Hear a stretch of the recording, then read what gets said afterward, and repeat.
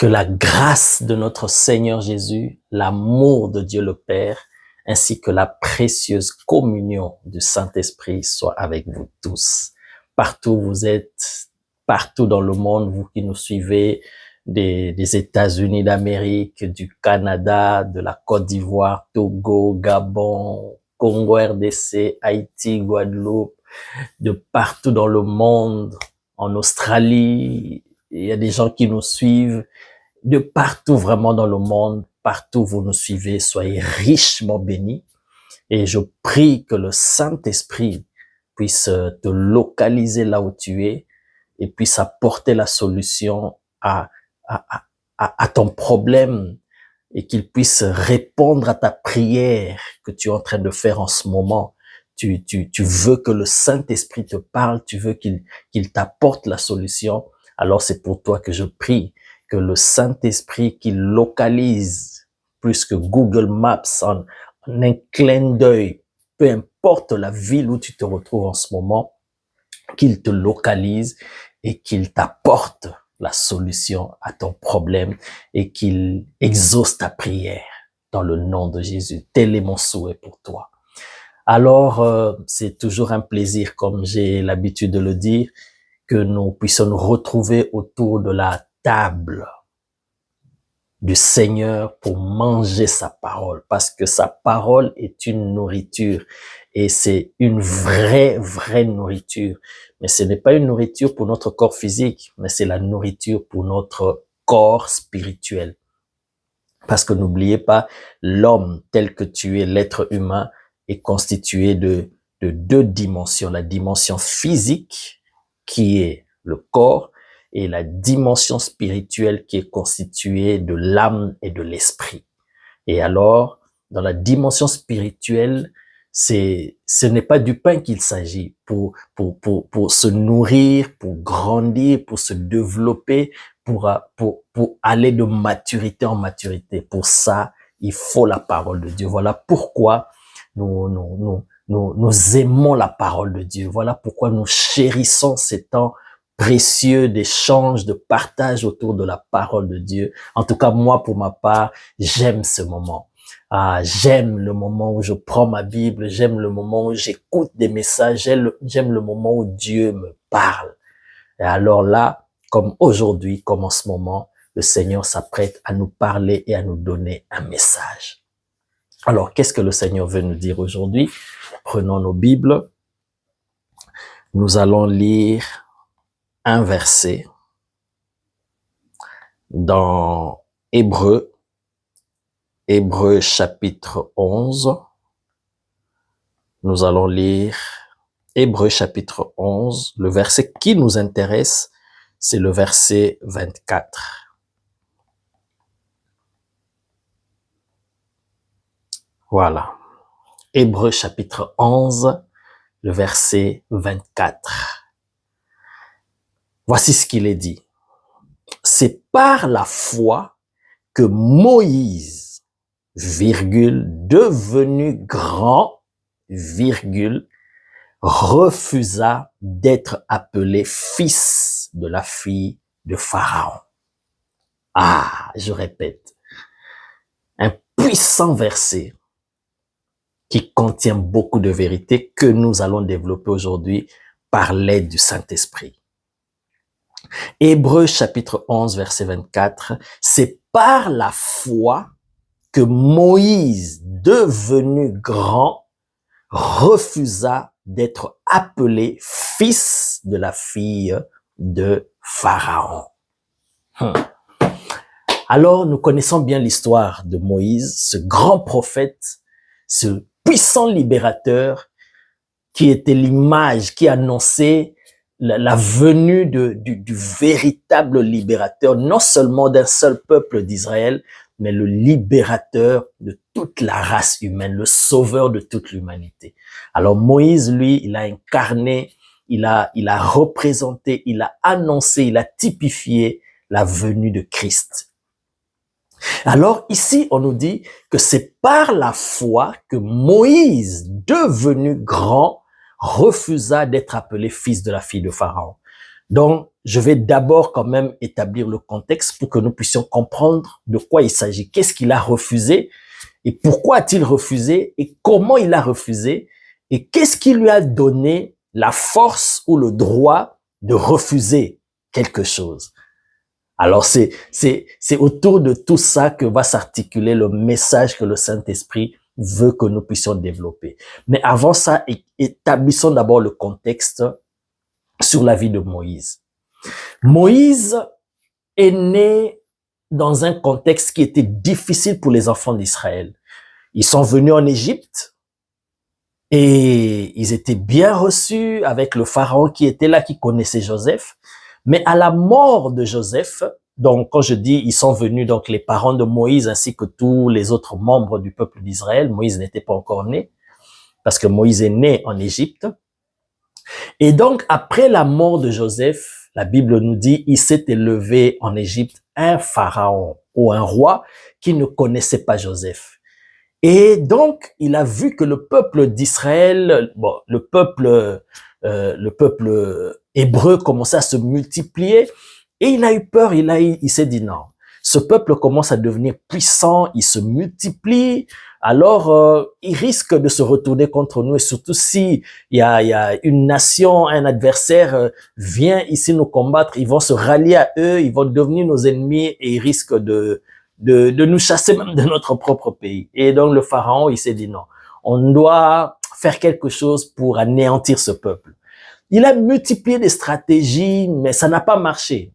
Ils ont essayé d'accabler le peuple d'Israël avec des lourds travaux, mais ils voyaient que plus ils le torturaient, plus il se multipliait. Pourquoi? Parce que l'Éternel était avec eux. Ah, bien-aimé, j'aimerais déjà te dire, si l'Éternel est avec toi, quels que soient les complots des ennemis, quel que soit leur projet, le peuple sur lequel Dieu a fixé, a jeté ses regards, et surtout, il compte sur eux pour exécuter ses desseins, son plan.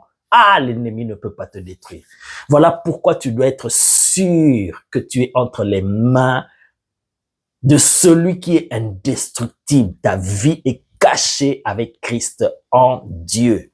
Et que tu es la prunelle de l'œil de Dieu. Qui osera s'approcher d'abord de Dieu et toucher à son œil? Dieu jamais ne le permettra.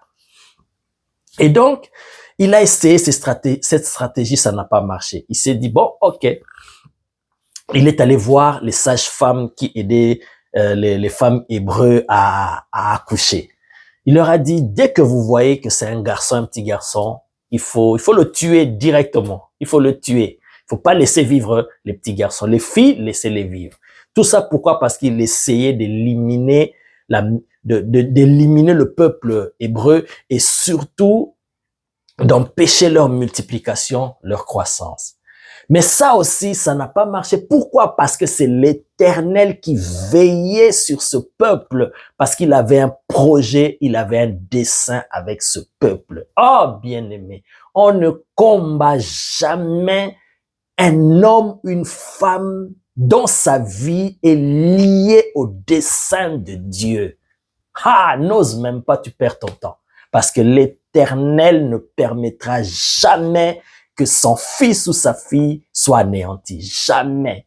Parce que l'Éternel a ses regards sur cette personne.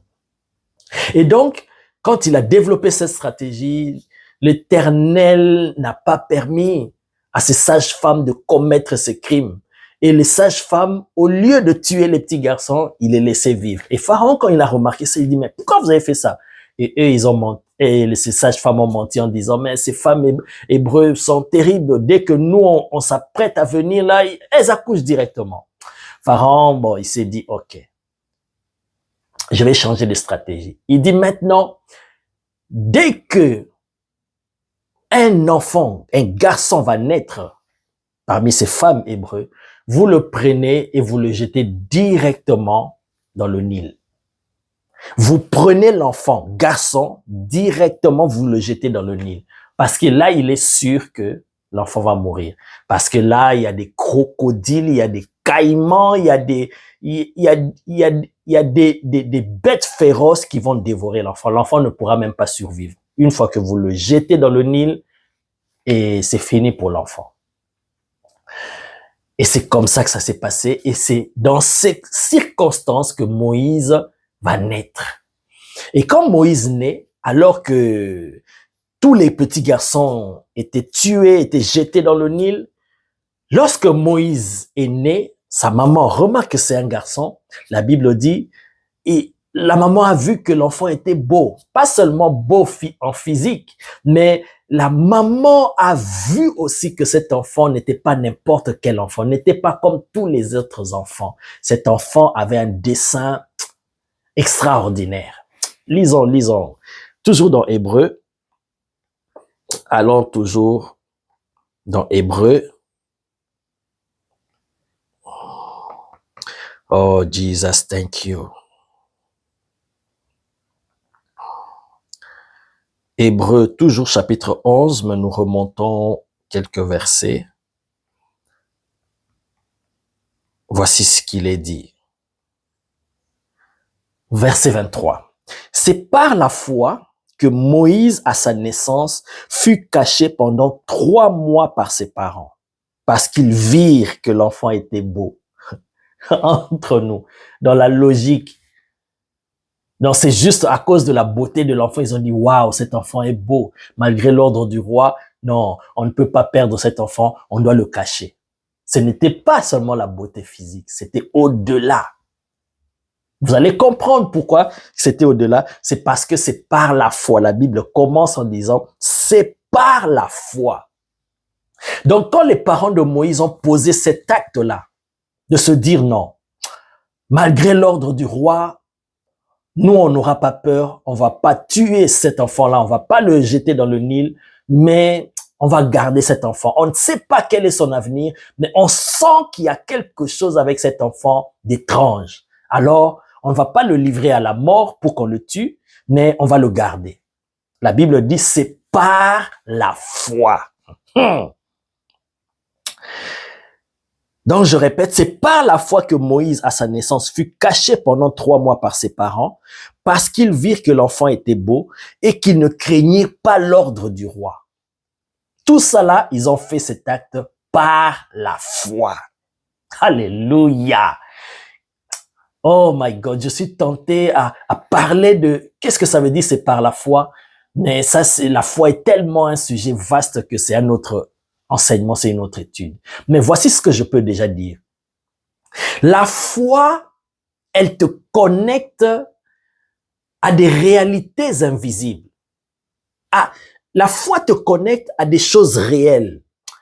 La Bible dit la foi est une ferme assurance des choses qu'on espère et une démonstration de celles qu'on ne voit pas. Donc, il y a des réalités qui sont là, qui sont vraies, qui sont réelles mais invisibles. Ce ne sont pas visibles. Voilà pourquoi l'apôtre Paul dit, nous ne marchons pas par la vue, mais nous marchons par la foi. Quand il met en contradiction marcher par la vue et marcher par la foi, ça veut dire marcher par la vue, c'est par rapport aux choses visibles. Mais marcher par la foi, c'est par rapport aux choses invisibles. Mais ce n'est pas parce que c'est invisible que ce n'est pas réel.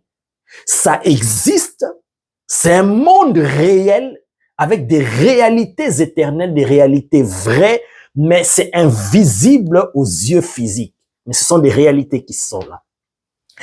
Alors la foi, elle te connecte maintenant à ce monde-là, à ces réalités qui sont vraies, qui sont éternelles, mais qui sont invisibles.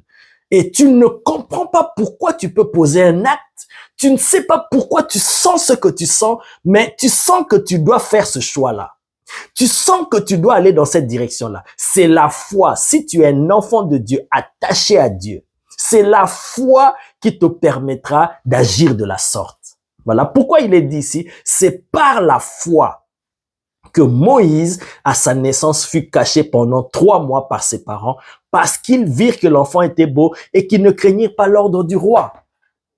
Bien qu'ils ne comprenaient pas, ils savaient que le roi, bon, ok, l'enfant, ils savaient déjà que, oh, on a mis au monde un garçon, l'enfant va mourir. Mais, au lieu de se laisser aller et de livrer l'enfant à la mort, ils se sont dit, non, on doit cacher cet enfant. Ils ne savaient pas pourquoi, mais c'est la foi, en fait, qui est rattaché aux réalités invisibles, qui consiste à ce que cet enfant-là, c'est un libérateur, il ne peut pas mourir. Il ne peut pas être sacrifié, il ne peut pas être traité comme tous les autres enfants. Et ils se sont dit, non, on va cacher cet enfant. On va le cacher. C'est par la foi qu'ils ont agi de la sorte, bien-aimés. Et à un moment donné, après 3 mois, ils se sont dit, non, on cache l'enfant ici, mais le roi a donné l'ordre à tout le peuple. Donc, certainement, il y avait des contrôles. On entrait dans les maisons pour voir, contrôler les familles. Est-ce qu'il y a eu des naissances dans cette famille? C'était quoi, un garçon, une fille? Si c'est un garçon, directement, les huissiers ou les exécutants de l'ordre du roi allaient prendre l'enfant, le jeter dans le Nil. Et ils se sont dit, non, 3 mois, c'est déjà beaucoup. On a caché l'enfant et ils ont eu l'idée, la maman a eu l'idée de mettre Moïse, le bébé, dans une forme de corbeille, dans une caisse. Et elle s'est dit non, cet enfant a une destinée spéciale. On ne sait pas, on ne comprend pas, on n'a pas tous les éléments, mais agissons de cette manière. C'est ça, agir par la foi. Alléluia. Tu ne sais pas pourquoi, mais tu sens que tu es guidé, tu es motivé, tu es poussé. Il y a une force. Il y a quelque chose qui te pousse à choisir telle chose par rapport à une autre. À prendre telle décision par rapport à une autre décision. C'est la foi. C'est par la foi que les parents de Moïse ont agi ainsi. Et ils ont mis Moïse dans une caisse et ils ont mis Moïse sur le Nil. Bien aimé. Mais c'était l'exposition même déjà à la décision du roi. Oh my God. Oh Jesus. Le roi s'était dit, tout garçon qui va naître, on doit le jeter dans le Nil. Et il va mourir tout seul. Mais là, la mère de Moïse pose un acte. Mais tous ces actes-là, par la foi. Elle prend Moïse, elle met dans une caisse et sur le Nil. Et la sœur de Moïse, de loin, Myriam, était en train de surveiller pour savoir qu'est-ce qui allait se passer sur la vie de l'enfant. Normalement, même, les dieux égyptiens allaient directement avaler, absorber Moïse. Parce qu'il y avait l'ordre du roi qui était là, qui planait sur le peuple, sur tout le territoire. Mais Moïse était préservé par l'Éternel. Un petit garçon dans une caisse, peut-être en train de pleurer, de crier.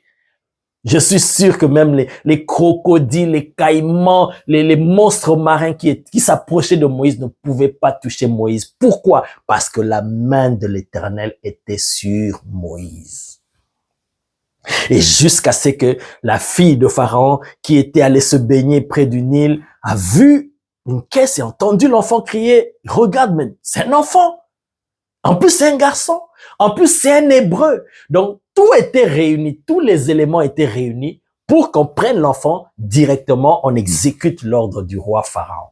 Mais encore une fois, parce que la main de l'Éternel était sur Moïse, parce que l'œil de l'Éternel veillait sur la vie de Moïse, parce que Moïse était un acteur dans les desseins de Dieu, Dieu ne pouvait pas permettre que Moïse soit traité de la même manière que tous les autres enfants. J'aimerais te rassurer, bien-aimé. Toi qui es enfant de Dieu, racheté par le sang précieux de Christ, tu es précieux aux yeux de Dieu. Et le Seigneur ne permettra à personne de t'arracher entre ses mains. Jamais. Jésus a dit, personne ne peut ravir ceux qui sont entre mes mains. Ceux qui sont entre les mains du Seigneur, ce sont ses étoiles, ce sont ses enfants, ce sont des personnes sur qui Dieu compte pour exécuter ses desseins. Alors Moïse, quels que soient les projets que l'ennemi avait conçus pour détruire la vie des petits garçons, et surtout j'aimerais déjà te dire, si Pharaon a pris cette décision-là, c'était motivé par ces marabouts, par ces féticheurs, par tous ces astrologues, tous ces gens qui étaient autour de lui, parce qu'il pressentait déjà la venue, il sentait dans le monde spirituel la venue d'un libérateur. Exactement ce qui s'est passé avec Jésus. À sa naissance aussi, la même scène s'est reproduite. Parce que comme je vous ai dit au début, Moïse n'était qu'une préfiguration de Jésus qui allait venir, le sauveur de l'humanité. Et ce qui s'est passé avec Moïse, c'est exactement passé avec Jésus. À la naissance de Jésus aussi, les enfants, les garçons étaient tués. Pourquoi?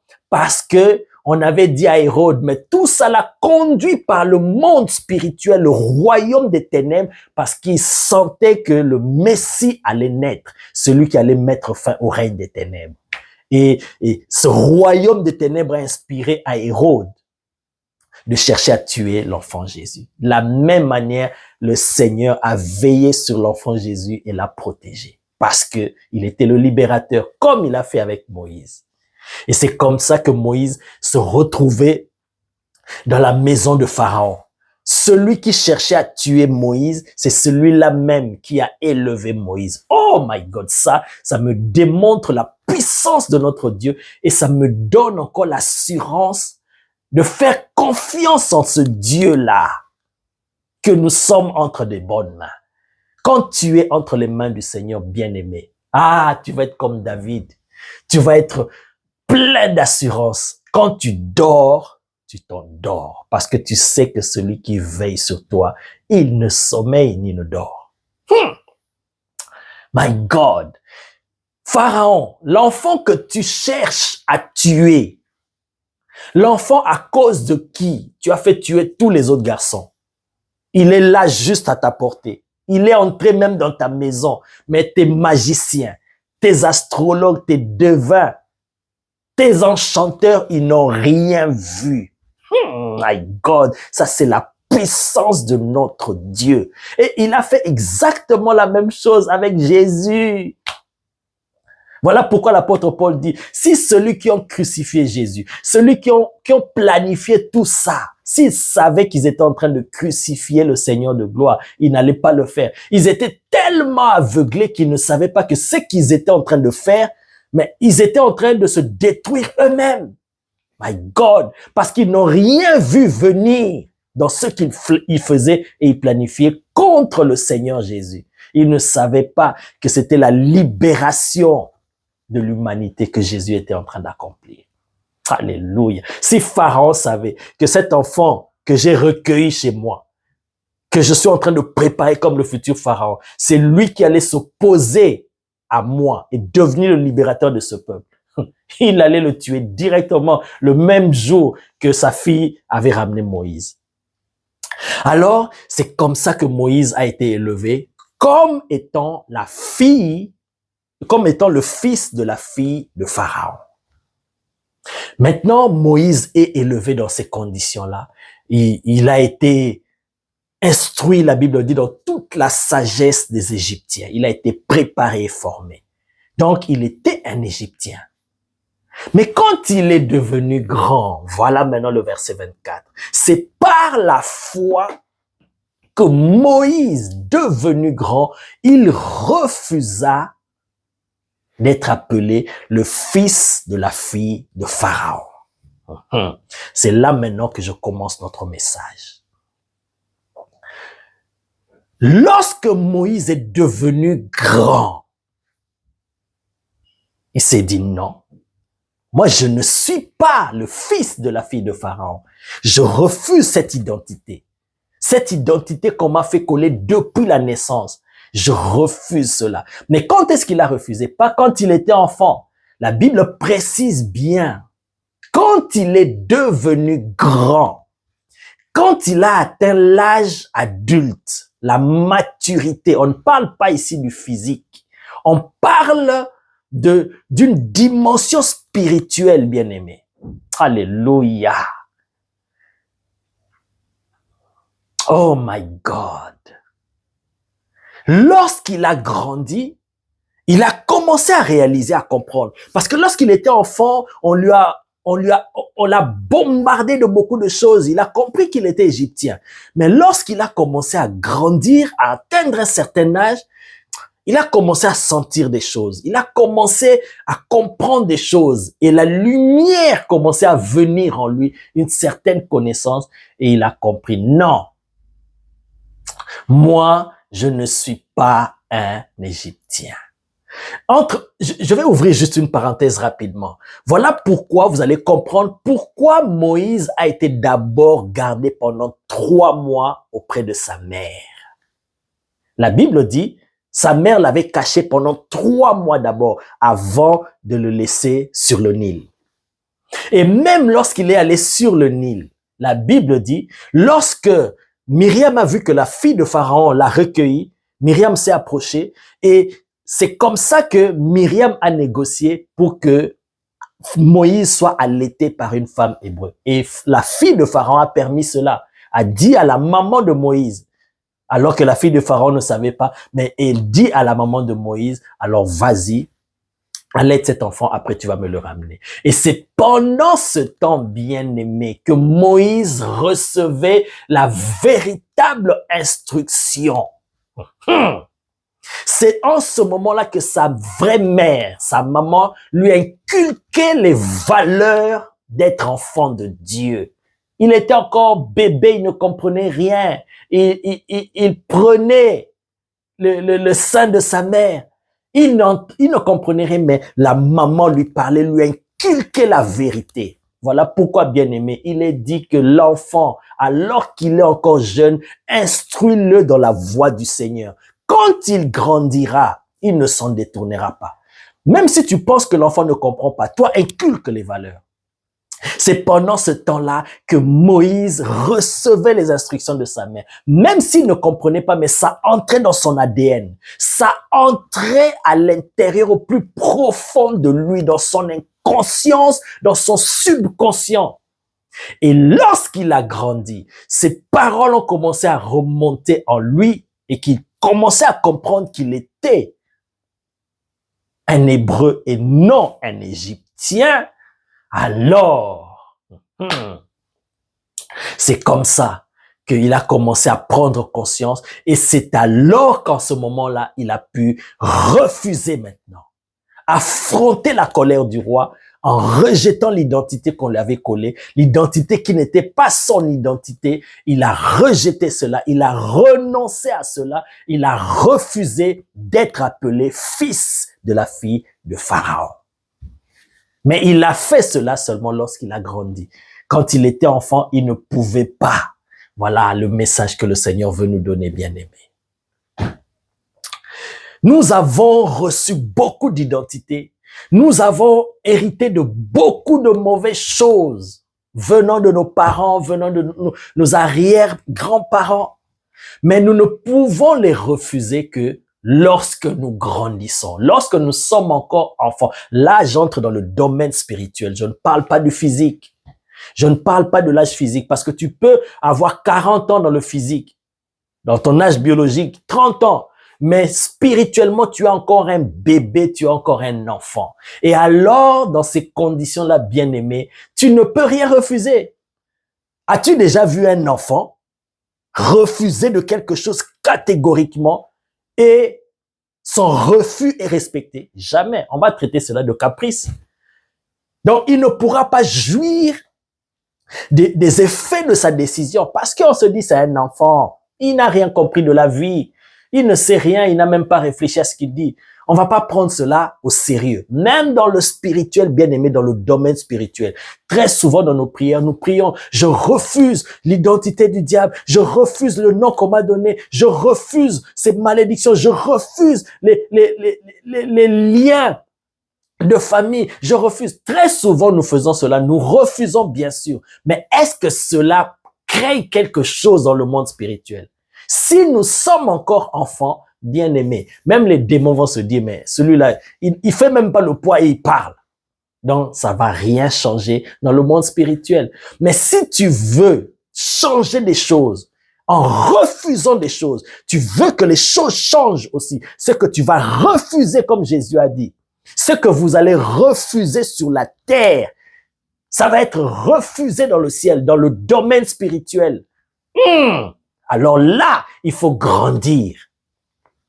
Il faut grandir. Oh my God. Quand Jésus a dit ces paroles à Pierre, il s'adressait d'abord à Simon. Lorsque Simon a eu la révélation que Jésus était le Fils de Dieu, Jésus a dit, tu n'es plus Simon, tu es Pierre maintenant.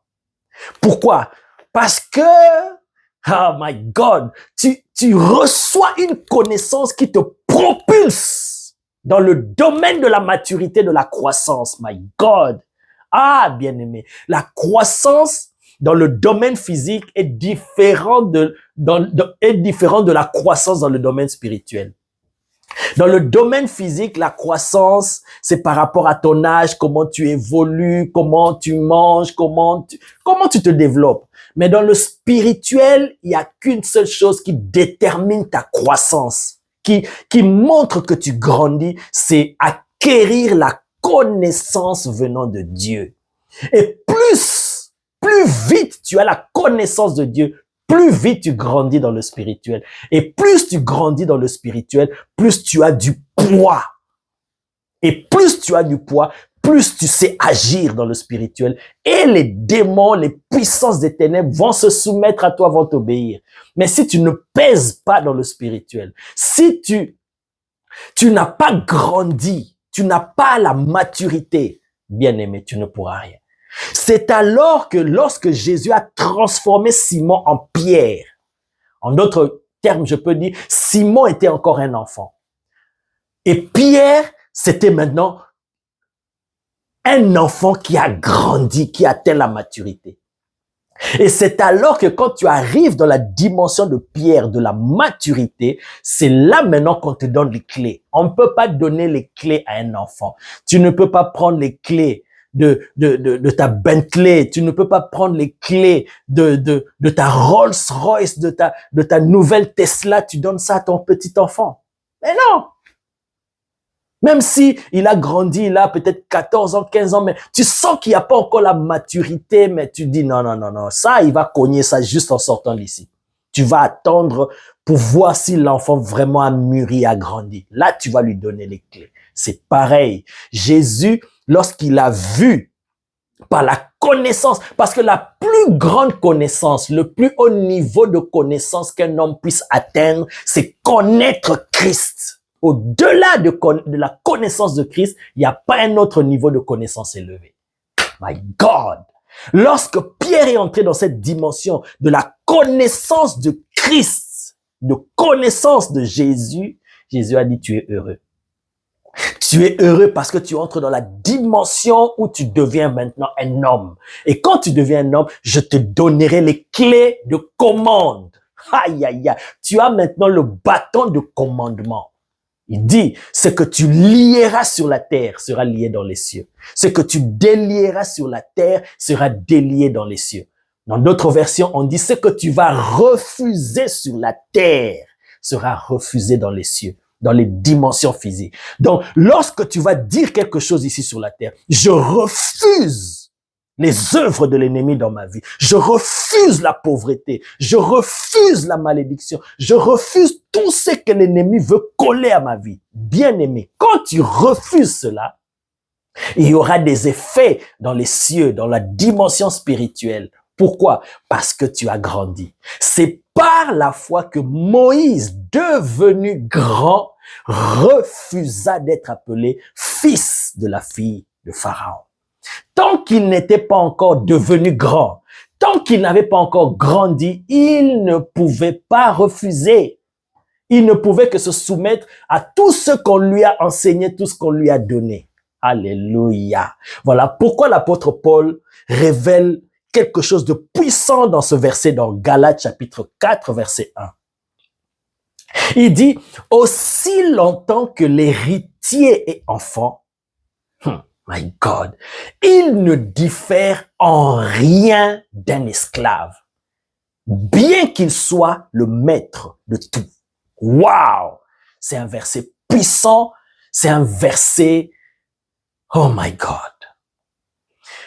Tu es bel et bien héritier, mais aussi longtemps que tu es encore enfant. Sur les papiers, de manière officielle, tu es héritier. C'est toi qui es le maître de tous ces biens-là. C'est toi qui es censé tout gérer, commander toutes choses, diriger toutes choses. Mais aussi longtemps que tu es encore enfant, ton cas, ton statut n'est pas différent d'un esclave. Un esclave, il ne fait pas sa propre volonté. Il ne peut pas refuser.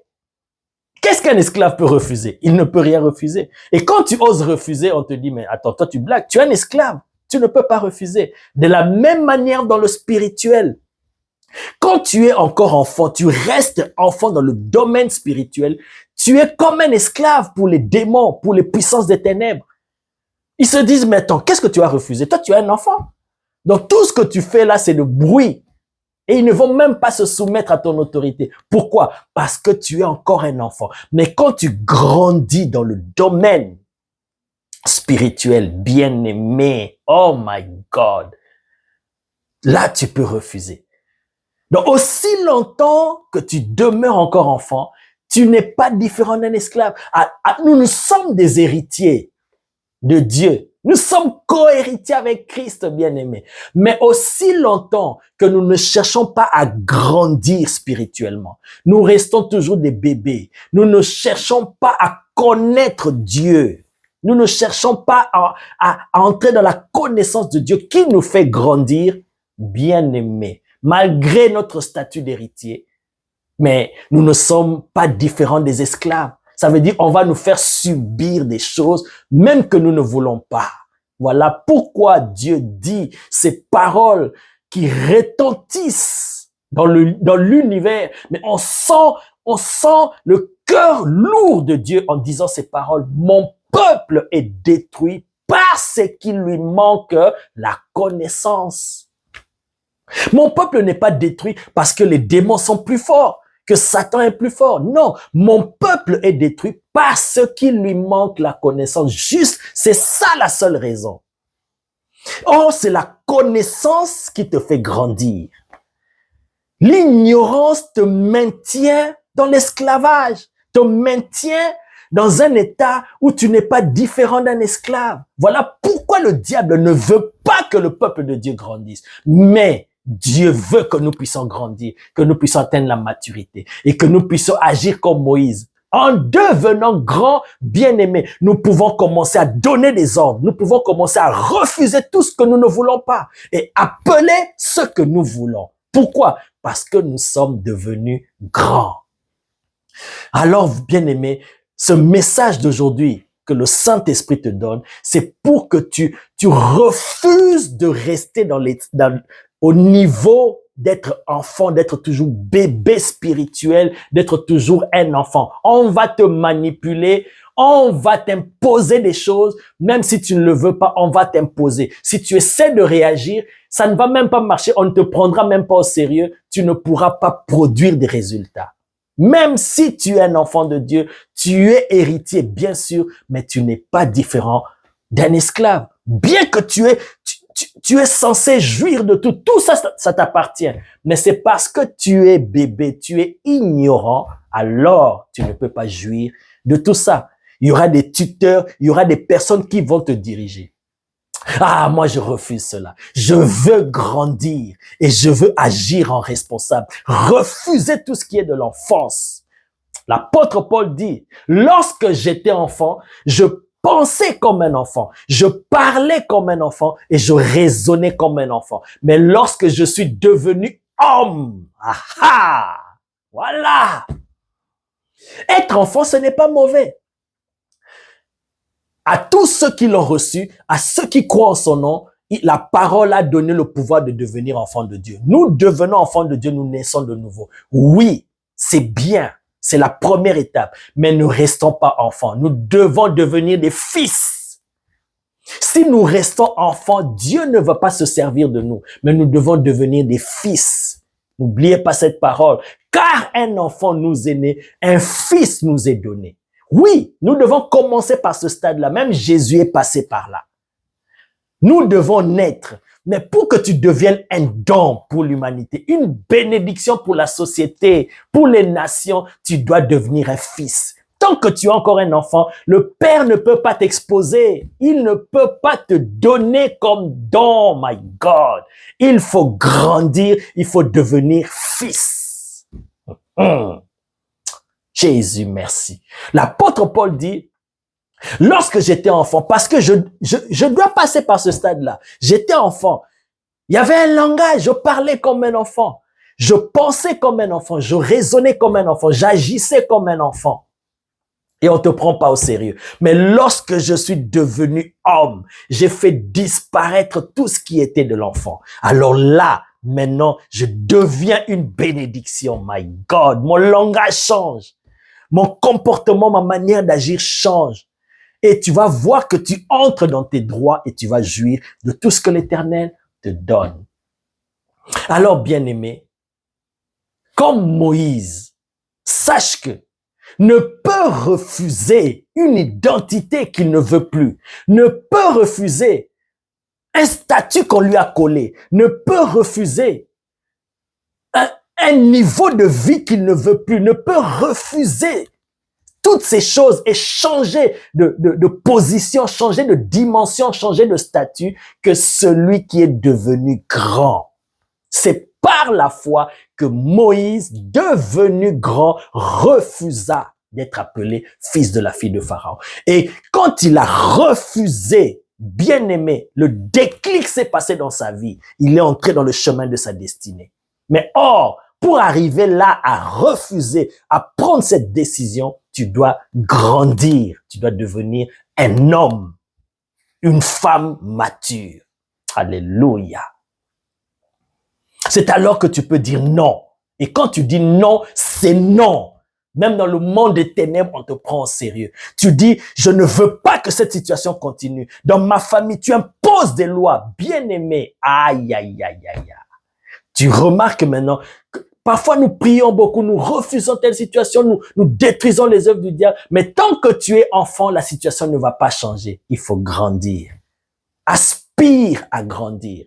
Aspire à devenir grand. Or, pour devenir grand, bien-aimé, c'est par la connaissance. Dans le spirituel, c'est par la connaissance. Comme j'ai dit à l'introduction, nous sommes autour de la parole de Dieu. Quand nous mangeons la parole de Dieu, notre esprit, notre partie spirituelle, l'esprit, l'âme grandissent par la parole de Dieu. Au fur et à mesure que tu manges la parole de Dieu, tu reçois la révélation de Jésus, tu reçois la connaissance venant de Dieu. C'est ça qui te fait grandir dans le spirituel. Alors, quel que soit ton âge biologique, ton âge physique, bien aimé dans le spirituel, tu vas devenir un géant. Regardez David et Goliath en s'affrontant. Physiquement, David était un nain, un petit, un bébé, un enfant. Et Goliath était costaud, géant. Ça, c'est selon les yeux physiques. Mais dans les yeux spirituels, c'était le contraire. C'est David qui était un géant. Et il voyait Goliath comme un petit nain, même pas un nain, comme un chien. Parce que le chien, il est même plus petit que le nain. Oh my God. Jesus, thank you. Donc David, il était un géant spirituellement. Pourquoi? Parce que David était en contact avec la parole de Dieu qui fait grandir. Il connaissait la parole de Dieu. Ah, non, non, non, non, non. Lisez le psaume chapitre 119, le plus long chapitre de la Bible. Moi, j'appelle ça l'hymne à la parole de Dieu. Vous allez voir comment David célébrait la parole de Dieu et tu vas te représenter, tu vas avoir une idée de quel rapport David avait avec la parole de Dieu. Et c'est ça qui l'a fait grandir. Quelque part même, il dit, je suis plus avisé, plus sage même que mes aînés, que ceux qui m'ont enseigné, que ceux qui m'ont formé. Pourquoi? Parce que moi, j'ai mangé, j'ai dévoré la parole de Dieu et ça m'a propulsé, comme j'ai dit, dans le monde spirituel. Tu peux être propulsé plus vite. Il n'y a pas la notion de temps comme ici dans le monde physique. Et tu vas devenir un géant. Et là, quand tu deviens un géant, quand tu imposes des lois, bien aimé, les démons te seront soumis. Alors le Seigneur te donne cette clé aujourd'hui. Commence à aspirer à ça, que ça soit le cri de ton cœur. Je veux te connaître. Parce que plus tu connais Dieu, plus tu connais Christ, plus tu vas découvrir ton identité. Et plus tu découvres ton identité, l'identité qu'on t'avait collée, qui est une fausse identité, ça va partir de soi. Et tu commences maintenant à vivre dans ton identité réelle. Alléluia. Oh my God. Poursuivons la connaissance, grandissons, cherchons à grandir. J'aime cette parole dans Osée. Oh my God, lisons cela. Lisons. J'aime cette parole. Dans Osée. Osée chapitre 6, verset 3. Connaissons, cherchons à connaître l'Éternel. Oh, ça j'aime. Oh, ça j'aime, j'aime. Connaissons, virgule, cherchons à connaître. Parce que Dieu est profond, il est mystérieux, il est infini. Donc, connaissons.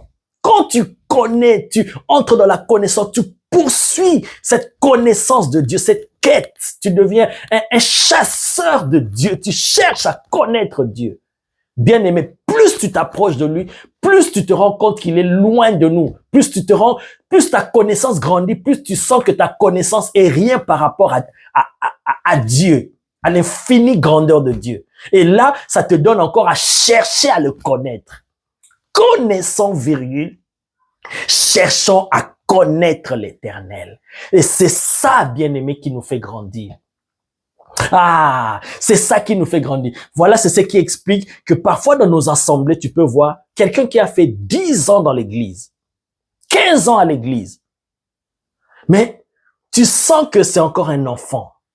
Mais quelqu'un qui vient d'arriver à l'église, 1 mois, 2 mois, mais qui aime les choses de Dieu, qui est zélé, qui est passionné de l'esprit, tu vas le voir grandir, gravir des échelons dans le spirituel plus vite que celui qui a fait 15 ans, 20 ans à l'église. Pourquoi? Parce que la croissance, comme j'ai dit, dans le domaine spirituel est différente dans le domaine physique. Dans le domaine physique, ça prend le temps, la notion du temps, 1er janvier, février, on doit arriver jusqu'à 12 mois, ça fait 1 an.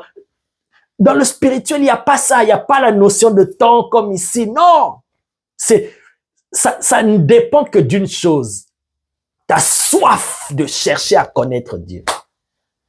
Ton niveau de faim et de soif de Dieu, c'est ça qui va te faire grandir comme David. Il a été enseigné par des maîtres, mais il a même dépassé ses maîtres. Pourquoi? Parce que lui, il est allé au-delà, il cherchait Dieu. Cherche à connaître Dieu, bien-aimé. Alors, cette parole de Moïse, ça va s'appliquer aussi dans ta vie. C'est par la foi que Moïse, devenu grand, refusa d'être appelé fils de la fille de Pharaon. C'est quand tu vas grandir en maturité par rapport à la connaissance de Dieu que tu as, c'est alors que tu prends les choses en main.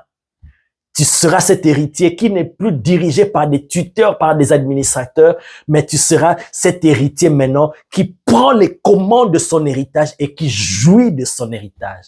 Plusieurs de nous, enfants de Dieu, nous sommes des héritiers. Nous le proclamons, co-héritiers avec Christ, mais nous ne jouissons pas de notre héritage. Pourquoi? Le seul problème, c'est seulement l'ignorance ou le manque de connaissance. C'est ça qui nous maintient dans le stade, dans le niveau d'enfant, et ça ne nous permet pas de jouir de notre héritage en Christ. Mais si nous voulons jouir de cet héritage, grandissons. Je termine en disant ceci. Le Seigneur Jésus a dit, vous connaîtrez la vérité et la vérité vous affranchira. L'affranchissement ou la liberté ou la délivrance, c'est lié à la connaissance de la vérité. Quand tu connais la vérité, quand tu entres en contact avec la vérité, quand tu découvres la vérité, c'est quoi? C'est ce que Dieu dit par rapport à toi. La réalité, c'est ce que les hommes disent sur toi. Mais la vérité, c'est ce que Dieu dit sur toi. La réalité de Moïse, c'était que il était le fils de la fille de Pharaon. Mais la vérité, c'était un Hébreu, un Israélite, fils de la promesse. Et quand tu entres en contact avec la vérité, c'est là que tu es affranchi. Vous connaîtrez la vérité et la vérité vous affranchira. Bien-aimé, la vraie liberté, la vraie délivrance, c'est connaître la vérité. C'est quand tu connais la vérité, tu découvres que Jésus a déjà payé le prix pour toi. Pourquoi je souffre de cette manière? Pourquoi je dois avoir cette maladie? Pourquoi je dois souffrir comme si je n'avais pas quelqu'un qui a payé le prix? Quand tu découvres cette vérité-là, bien-aimé, ça te révolte. Et c'est ça qui déclenche la vraie délivrance. Parce que ça se passe d'abord au niveau de la tête, avant de se répercuter dans le physique. My God. Quand je parle de la tête, c'est dans le domaine spirituel, dans tes pensées, dans ton système de pensée. C'est là où la parole de Dieu commence la vraie délivrance. La délivrance de la pauvreté, de la maladie. Tout commence par le système de pensée. Vous connaîtrez la vérité et la vérité vous affranchira. Quelque part d'autre, le Seigneur a dit, si le Fils vous affranchit, vous serez réellement libre. Remarquez que ici, Jésus ne parle même pas de délivrer, il parle d'affranchir. Si le Fils vous affranchit. Parce que ça va au-delà même de délivrer. Délivrer, c'est tu étais dans un lien ou emprisonné, enfermé dans une maison, dans une pièce, je viens, j'ouvre la porte et tu sors. Tu as été enchaîné par un démon, je viens, je chasse ce démon et tu pars. Et le démon part et tu deviens libre. Mais si tu n'es pas délivré dans ta mentalité, le démon va revenir et t'enfermer encore. Et c'est ça que Jésus parle de affranchir. Parce que ce que Jésus fait, il ne délivre pas seulement, mais il affranchit. Ça veut dire, il le fait dans le physique et il le fait dans le spirituel. Et c'est ça la vraie liberté. Voilà pourquoi il dit, si donc le Fils vous affranchit, vous serez réellement libre. Il n'a pas dit vous serez libre, mais vous serez réellement libre. Parce qu'il y a des gens qui sont libres, mais qui ne sont pas réellement libres.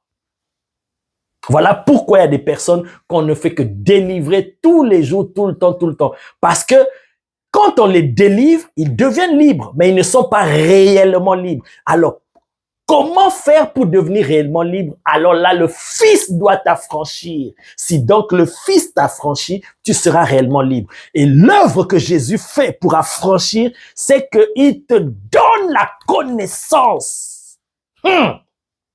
Quand toi-même tu acquiers la connaissance, tu arrives à connaître la connaissance, pas l'enseignement de la parole de Dieu. Bien-aimé, tu deviens réellement libre. Physiquement, le diable ne peut plus t'enchaîner et spirituellement, il ne peut plus t'enchaîner. Pourquoi? Parce que tu as grandi et tu refuses tout ce qui est de l'ennemi. My God, je crois que quelqu'un a compris. Vous connaîtrez la vérité et la vérité vous affranchira. En d'autres termes, si donc le Fils, lui qui est la vérité, la parole, Jésus t'affranchit, quand tu connais la vérité, tu entres en contact avec lui, qui est le chemin, la vérité et la vie, là tu es réellement libre. Parce qu'il y a des gens sur qui tu fais la délivrance, tu chasses les démons. Par l'autorité de Christ en toi, le démon part.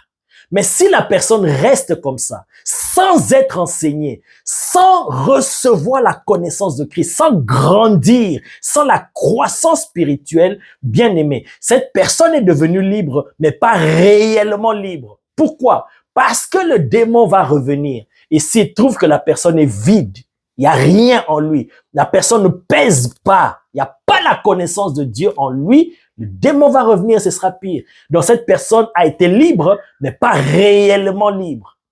Mais Jésus, ce qu'il fait, oh my God, il te donne la connaissance de la vérité.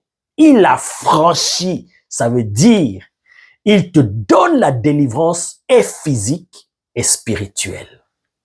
My God, Jesus, thank you. Tu veux sortir quelqu'un de la pauvreté, bien aimé. C'est pas en lui donnant l'argent.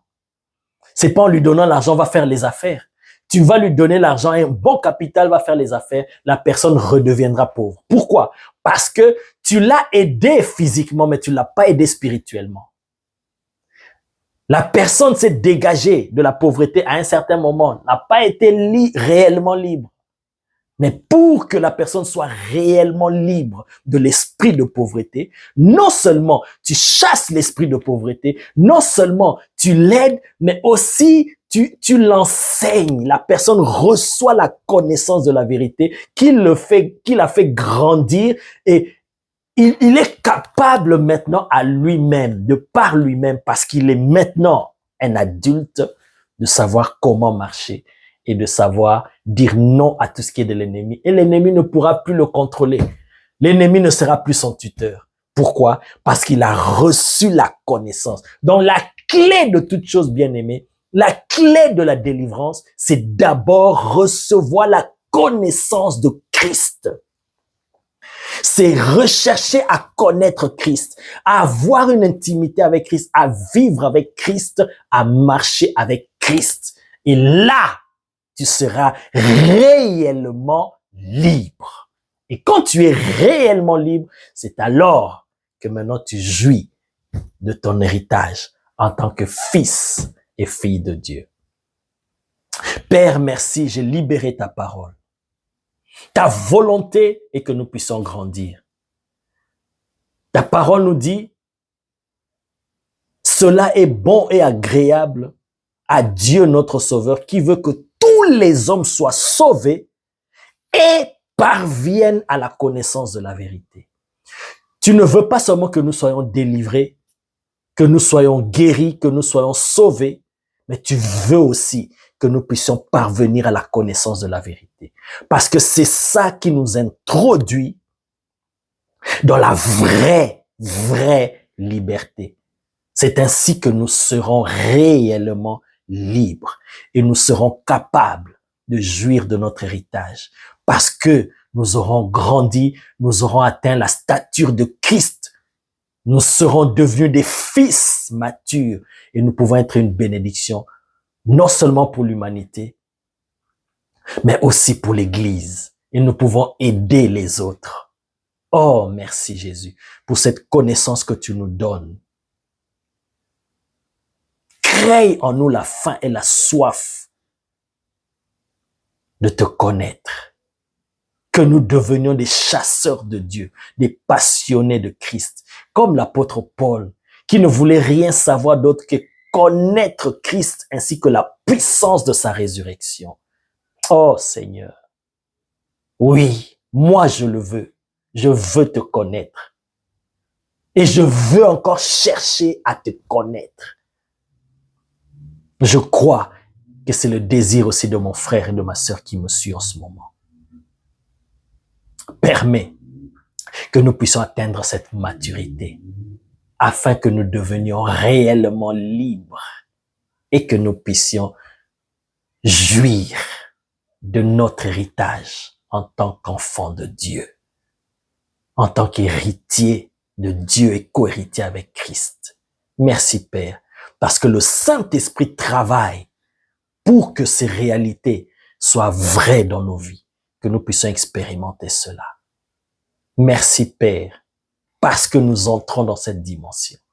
Que toute la gloire te revienne au nom de Jésus. Amen. Soyez bénis et n'oublie pas, partage.